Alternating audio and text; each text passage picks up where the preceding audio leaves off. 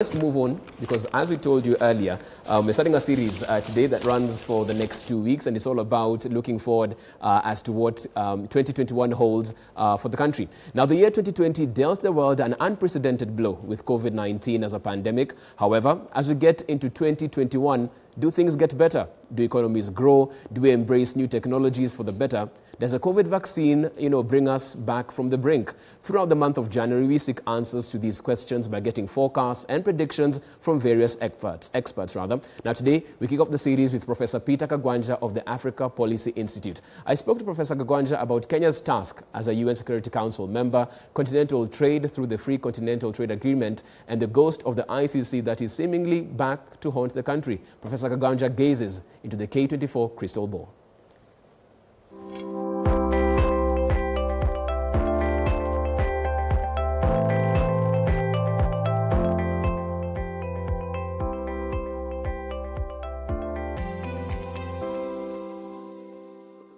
Happy New Year. Happy New Year to you. Is it too late in the year to say Happy New Year? Or we're still in order? The year is too young. 10 days into it, or 11. Okay. It's still very young. Fantastic stuff. Thank you so much, for making time and being part of what we're calling the crystal ball.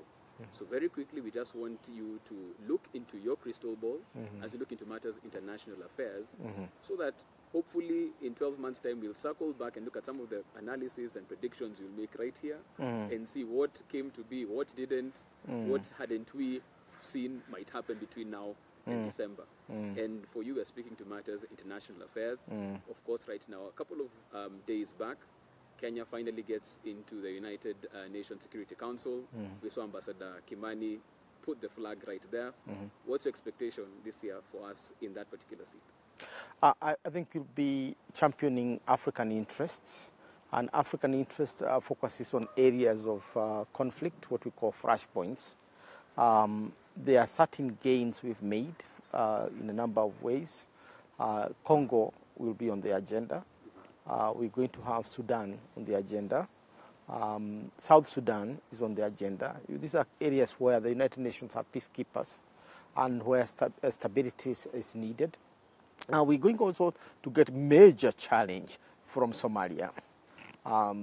Possibly, if Somalia elects an alternative leader to Mohamed Abdullahi Farmajo, then Kenya is going to have it very easy, particularly if you get a leader who can cooperate.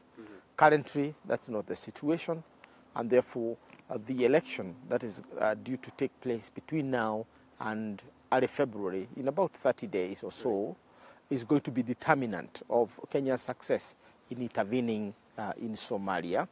Obviously, Kenya is not going to be kicked out of Somalia, contrary to euphoric views that are coming from political rhetoric in Mogadishu, because Kenya is not in Somalia as Kenya. It is there as part of the United Nations Security Council. In fact, Kenya's presence in the UN Security Council is going to be safeguard that. What about the sticky issue of that maritime dispute between us and Somalia? That is true. Kenya now has an upper hand because it can smooth around with the big boys and continue to do what is happening, basically putting the case in ICC, International Criminal Court, within what you can call, in abeyance, as we try to sort out the question of amicable discussion of that. Somalia has been hawkish about this. Tanzania and Mogadishu are discussing. Tanzania and Mozambique are discussing their common border. South Africa and Mozambique are discussing their common border. South Africa and Namibia are discussing their common border. It's all over, but none of them is getting to the International Court of Justice. So I think, Somalia overplayed this. There is an innovation of the maritime trade between the countries of Eastern Africa across the Lake Victoria. And Kenya has renovated the sea lines in Lake Victoria. From MV Uhuru, if you go to Kisumu, it's wonderful. The new Port Bell, the station, is now up and running. And a lot of goods are now moving from Kenya to Uganda by the rake. And that is now opening up trade.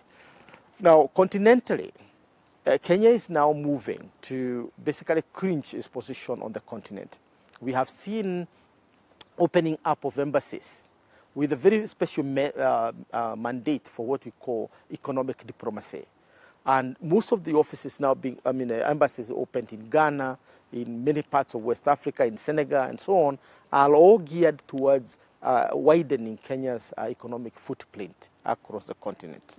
On my checklist right now is now matters legal, international that is, and late last year we got a letter from the AG, and you're speaking to the ICC, and they had asked for assistance as far as Paul Kishero, the lawyer, is concerned, and the AG said that, and this is a quote, it may not be at this point in time, they may not be able to assist the court as contemplated. This coming off the back of a country that said it was going to strive to have multilateral cooperation once it gets into this Security Council seat. What happens now? Now that they have the seat, yet there's this issue in their backyard.